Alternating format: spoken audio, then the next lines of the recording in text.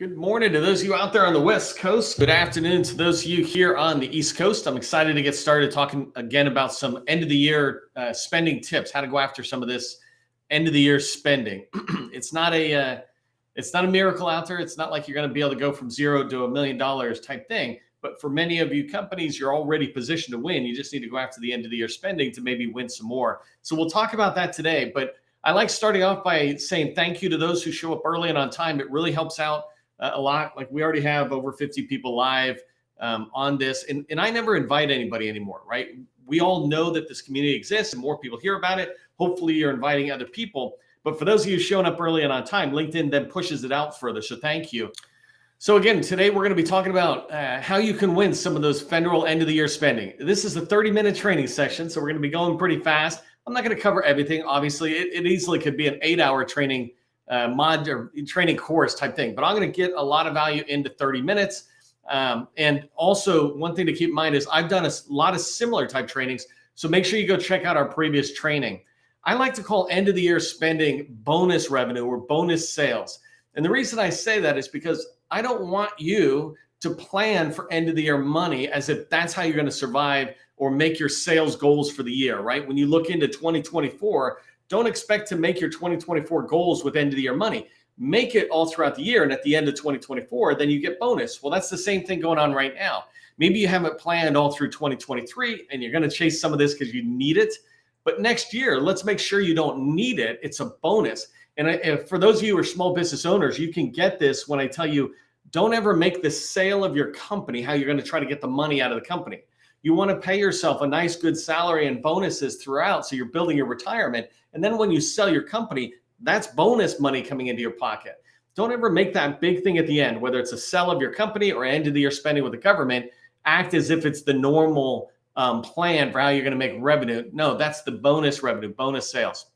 Another thing we're going to be talking about here is that we've got 5 weeks left. And I really believe that if you've got a slam dunk opportunity, you got some past performances or some value you can bring to a team, then it's a realistic expectation for you to be able to go after some end of the year spending here. And one of the ways is to embrace competimates. These are the people who one day they're your competitor, another day they're your teammate, right? And so right now, reach out and see what's going on with them and how you might be able to fit in. So today's training, I want to cover down on 3 main things. And the first thing is just give you an idea of some tips I have for end of the year spending and just spending in general or going after sales or revenue in general. Tips I want you to keep in mind as it relates to today's training. I really want you to look at the total numbers and understand it. So bullet number 2, that point I want to cover is just how much spending happens in September. Forget about the whole year. Just next month. Today is August 22nd, I think. Next month, we've got 5 weeks until the end of the fiscal year for the government.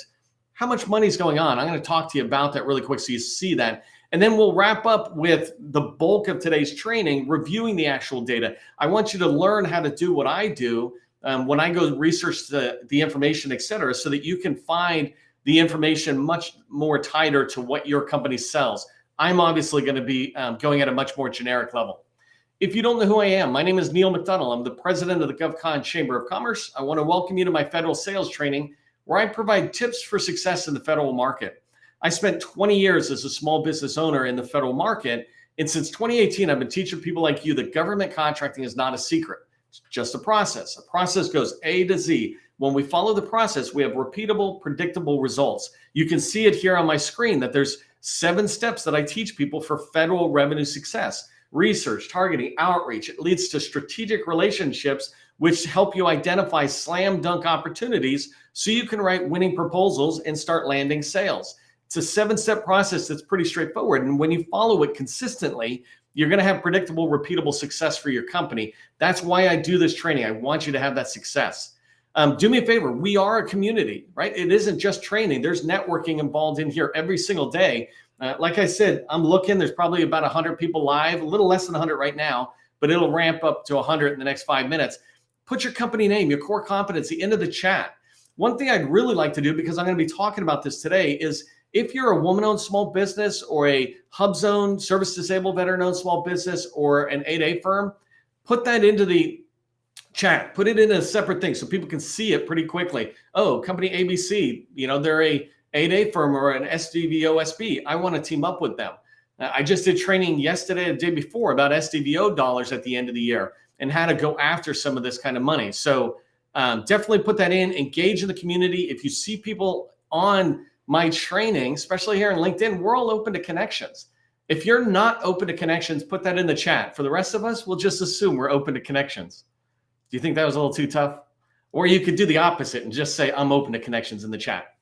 All right, let's dive into a couple of tips before we go into talking really about the end of the year spending and what's possible in there. The first thing I just want to start with is just to give you an idea of what's happening, right? There's almost 1 million transactions and awards that are happening in September, right? Not throughout the whole year. And so we'll go look at this in a second.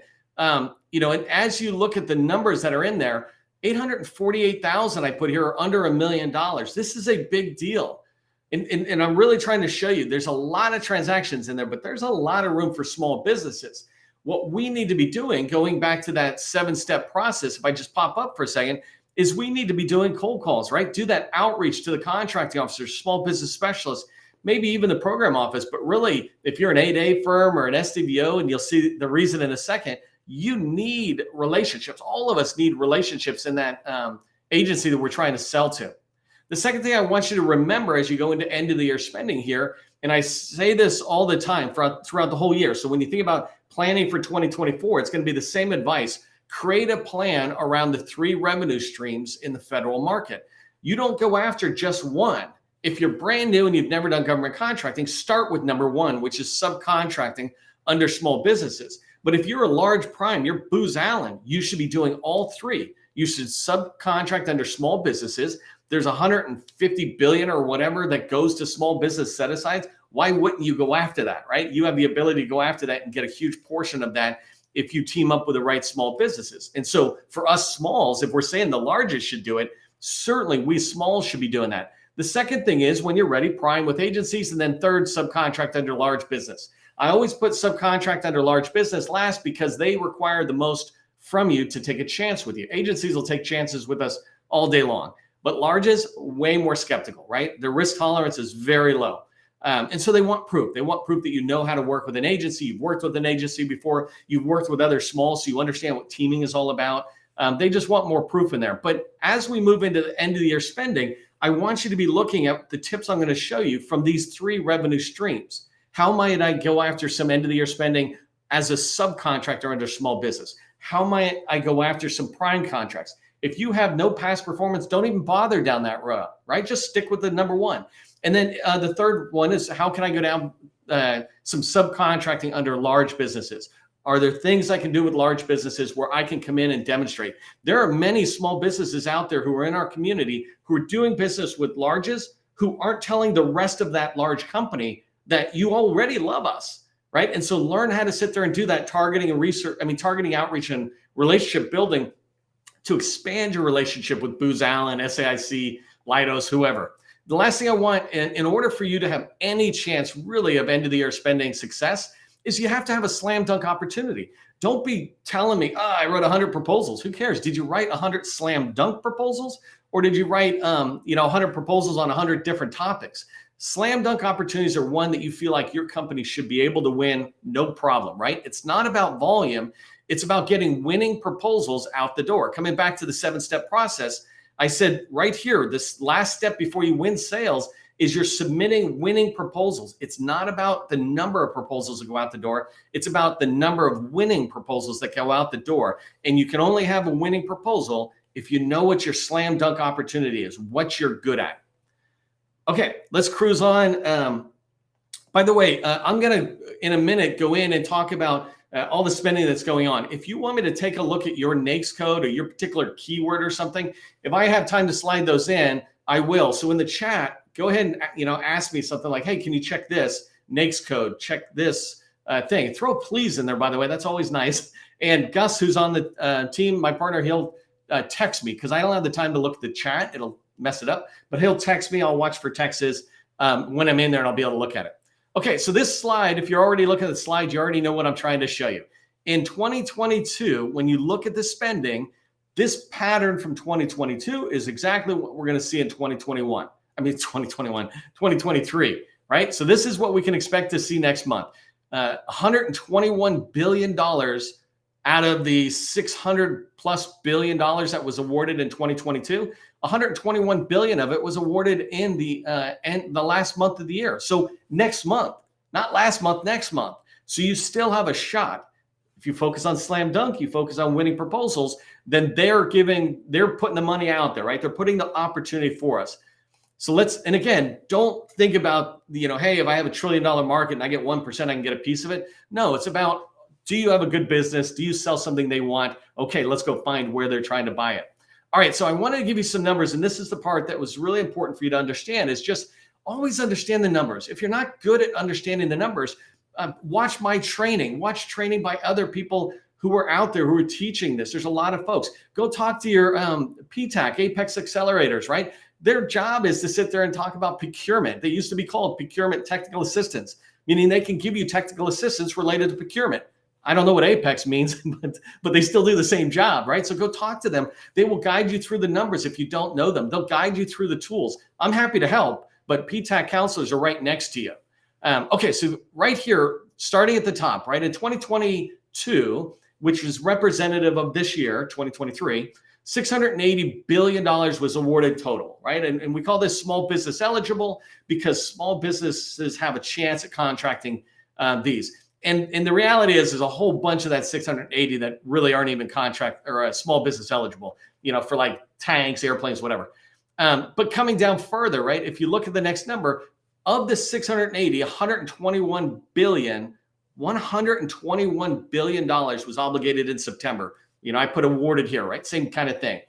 These contracts are going to date signed is going to be in September. That's huge. It's just massive. But as you come down, you start seeing the reality of the situation, right? Don't ever get distracted by the massive numbers, because for us small businesses, the reality is still really impressive. But as you come down, you can see that 93 billion was full and open. And all this data that I have, by the way, I'll show you how I got it, but it's USA Spending, it's FPDS. This data is freely available for you to be able to get. So learn these tools. There's people out there like Eileen Kent, who just is a master of these tools and a master of the data and can really help you, but make a point of also learning on your own. We're there for you, but you should also take time to learn. All right, so 93 billion was full and open. 23 billion was not competed, right? There's a way to look at it, and I'm not going to show you today, but you can look in and go, it wasn't even competed at all. It just said, hey, we're doing it. Imagine an airplane on there, a tank or something. I don't know what it is, but when it's not competed, it just means who cares? We can't go after it, so why look at it? But the part I really want to get to is the middle of the screen here. 12 billion was set aside to small businesses in last year in September, right? And so this is huge. As you start looking at this, this is a big spend for what we're trying to pay attention to, right? Because I went from $121 billion was awarded in September. Of that, 12 billion, still a massive amount of money, was set aside to small businesses. There's only like 50 or 60,000 prime contractors at any one point, right? Based on the data that I look at. So that means there's a lot of room for us. There's a lot of room for us as primes, and there's a lot of room for us as subs. But something that is just staggering that I want you to see, which sometimes just pushes me to say that the government does not care about women-owned small businesses. They don't care about HUBZone small businesses. And if it wasn't for the VA, I would submit they don't even care about SDVOs. And you're going to see me go down this path in 2024, start calling out the agencies for the reality. But in 2022, in September, you can see the 8A set-asides, $3 billion was done towards 8A set-asides. And if you watch my training, potentially $1.5 billion is coming from the Army alone. And we'll go take a look at that in a second. But this is a big deal. The one that's staggering to me, and I'll show you, is the SDVO. It seems really big, $2 billion. But when you go in and look at this, 1.7 billion of the 2 billion set aside for SDVOs, 1.7 billion is coming from the Department of Veterans Affairs. If you're an SDVO and you don't have a plan on the VA and getting business from the VA, then I'm not sure why you even bothered getting the small business tag, right? Go after the money where the money is at. You could still be in the Army and Air Force or whatever, but go after the VA because that's who loves SDVOs. And we'll show you that as we go along. The part that I looked at, and this is still a lot of money, right? 288 million with HUBZones. The reason I don't like it though, and this is something you can learn when you learn to master the data, is that there's not that many awards at this level. When you look at HUBZone set-asides, I can't remember if I showed it, but I'll go in and show it. It's less than 1,000 set aside opportunities for HUBZones. But some of these opportunities are like really big dollars and they eat into this 288. The reason this data is important is because if it was me and I was in your company and creating a plan with you, and I'm going after end of the year money, if I've got any VA traction, I'm going after VA. If I'm an SDVO, if I've got any SDVO small business relationships with friends, I'm going after the VA. I'm going to knock on their door. But primarily, I'm going to be looking at the 8A set-asides for subcontracting under smalls, and I'm going to look at my slam dunk opportunities. When you look at SAM or whatever tool you're going to look at, you want to identify your slam dunks so you can see any set aside that comes out. And if it comes out and it's something you do, but it's set aside to a different company, just grab it and head off and try to find yourself a teaming partner. I teach you how you can quickly find small businesses that are selling in the agency where this opportunity is coming out, and how you can find the owner's name, number, and email so that you can reach out within a single day, right? Literally within an hour, to be able to do a full circle on an opportunity you think is a slam dunk. Just go find a competitor and they might love to team up with you. This is how you go after some of this end of the year spending. Okay, so we got a few minutes left, about 10 minutes left, and I want to go into USA spending. If you've seen me go in here before, then you kind of watch me go through, but I always like backing up for a second to make sure everybody's on the same page.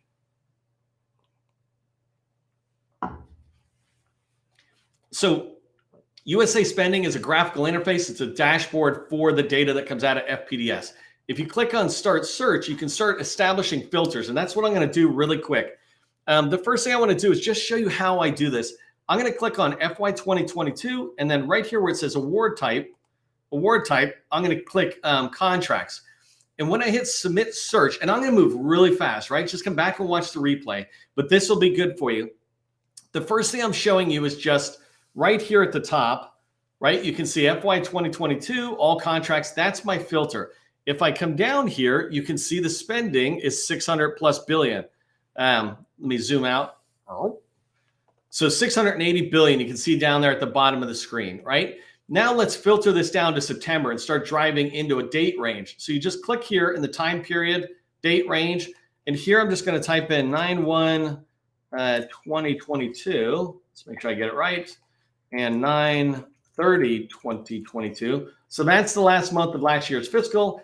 I'm going to hit Submit Search. And so now you can see up here, my filters are time period September last year, all contracts, because I don't want to look at grants or anything else. I just want to see contracts. And then here I can see that 121 billion. That's how I get that number, and that's where I start looking at it. Let's just start there for 1 second and go, well, who is awarding any contracts? Doesn't matter about set-asides for 1 second. I'm going to come in here and I look at DOD. This is $57 billion is going out the door at the end of the year. And you'll see the Army's probably sitting at the very top. 57 billion going out, and VA is right there. And then everybody else is pretty far behind. This is why I always say, if you're able to get into DOD, that is a good market to get into, because they will never, ever stop spending. The VA is pretty close to it, but it's a different kind of spending in my eyes. Okay, so you can go from agency to sub-agency, and I just wanted to get a little bit more specific. When you do sub-agencies, DOD is this massive thing of several departments, right? So now you get a little bit more realistic thing. Right here, VA has 400,000 employees. You can see they're going to be doing 24 billion. And this is rough, right? So 24 billion in September at the VA. And then over on the left-hand side, you can see Army, Navy, and Air Force, DLA, all of that DOD, right? You see that breakdown, and then it starts going down. Let me back up for 1 second, because somebody has sent me a couple of NAICS codes, and I'll just use that as an example really quick. This is the 121 billion. If I just look at some of these really quickly, 511. Let me just take that one first and show you. So all I'm looking at the moment is September and contracts. Now I want to say, hey, how about NAICS codes? And I'll scroll down here, and I'm just going to type in that NAICS code somebody sent, 541511, and come up here and run the search again. Now I can sit there and see end of the year. What does it look like last year? That's something that could be going into this year. When I look at this, I can see professional scientific services, and this is a good NAICS, by the way. I can see $2 billion is the potential that I'm looking at for September 2022, right? That's a huge deal. And when I click here on categories, I can look at the agencies, and I'm going to go down to sub-agencies as well. Get used to where I'm bouncing around. I know I'm bouncing fast, but I'm bouncing as fast as the speed of the mission for the very government you want to serve, right? They've got to fight wars. They've got to take care of veteran health care. They've got to take care of the environment or the education, et cetera. They move at speed, so we can move at speed as well.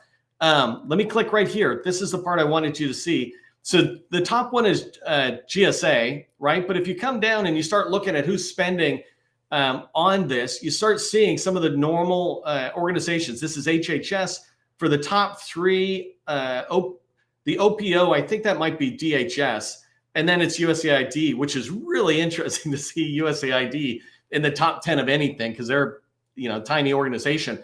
But this is how you start doing it on your own, right? Let me do one more NAICS code somebody asked for, 561311. And when you click on this one is far less or far more specific. I forgot to get rid of the other guy. Hold on. Let me get rid of this guy.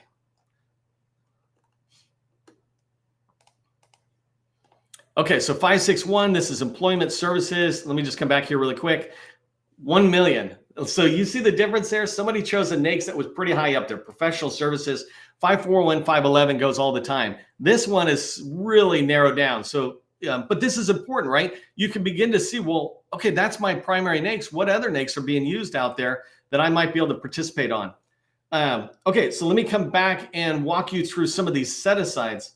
I just want to minimize some of this stuff so it gets out of my way. So the filters I have right now are September last year and all contracts. Let's start looking at where the set-asides and how much is going to a set-aside out there. So I'm going to go through all 4 set-aside programs really quick, just the SDVO, woman-owned, 8A, and HUBZone. So working on this, just going backwards from the tag I did before,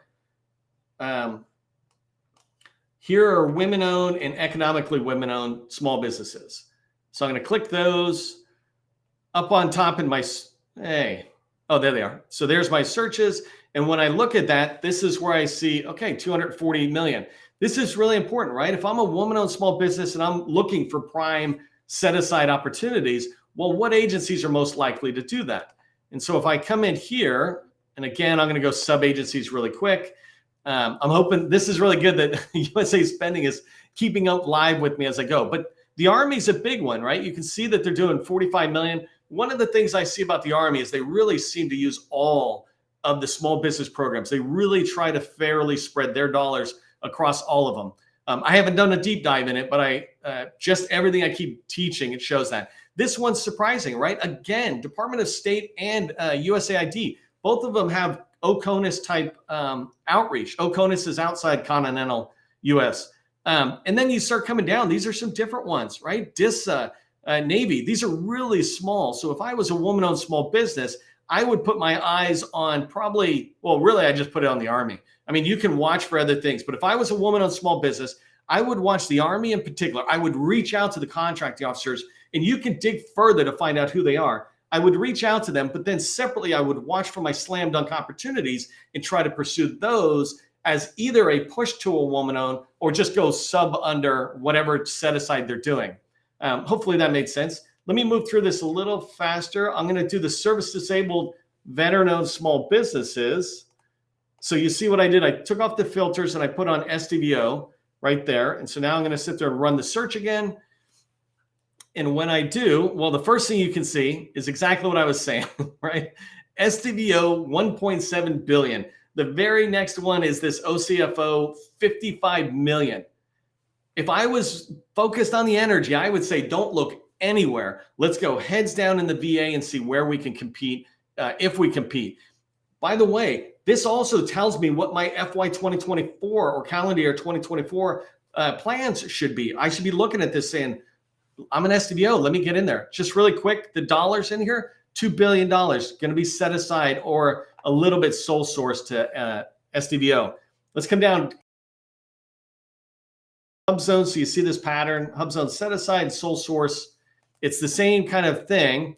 You already know that there's the dollars, but let's look at the agencies, right? So here, this is interesting. DHS is at the lead for set-asides to HUBZone. So they're doing 30 million last year to HUBZones in September, but USCIS is DHS, and then we're back to the State Department, Army, typical stuff. The rest of them are all just blended. One of the things that I didn't mention before is if you look here, HUBZones last year in September had about 1,223 opportunities to compete, sole source set aside. Let's look at this last one that I have time to show you for. I don't know if that was even a sentence there, but you know what I'm saying. So I'm just coming in here, 8A competed and 8A sole source.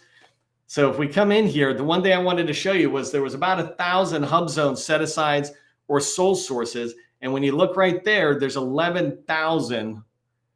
So what is that? 1,000% more 8A set-asides and sole source. This tells me that you should have a plan to subcontract under a small business that has the 8A certification, right? And again, if you look in here, there was 11,000 opportunities potentially, right?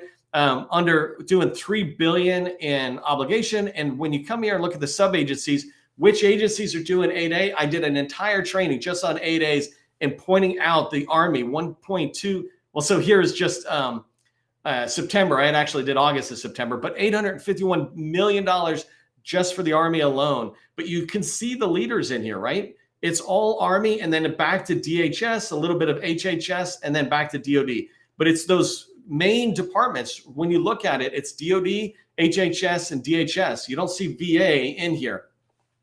So our time is, I wanted to pick well, our time's done. So let me go back to my slide really quick and just wrap up with what you need to understand. If you've got questions, by the way, go to my website. I've got an AMA, ask me anything button there. Just submit a question if you've got a question, but watch this a couple of times as you go forward. But remember this, right? End of the year wins can definitely happen. You need to have a slam dunk opportunity. I'm not promising any kind of miracles, not even teeny miracles, right? I'm just saying that if you have a slam dunk opportunity and you go do hard work, like I was saying, identify the agencies, build relationships. If you do that, which you still can do over the next few weeks, then you can have a realistic chance at pursuing opportunities that are still going to be awarded through the next 5 weeks. So my task for you, my recommendation is go right back to USA spending. Create a plan for how you can go after some end of the year spending. Make sure you write down your slam dunk opportunity before you even go back in there. When you do that, you'll really massively increase your chances of success for end of the year spending for fiscal year 2023. If you're getting value out of this training, first off, throw a thank you into the chat. It takes a lot of work for the team to put this together. We're happy to do it. Little thank you is always pick me up.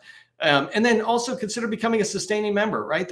You get a lot of value in there, but I always tell people don't become a sustaining member until you get so much value for free that you just want to help sustain this training that we do and all the content we put out, because we don't get funding from anybody else.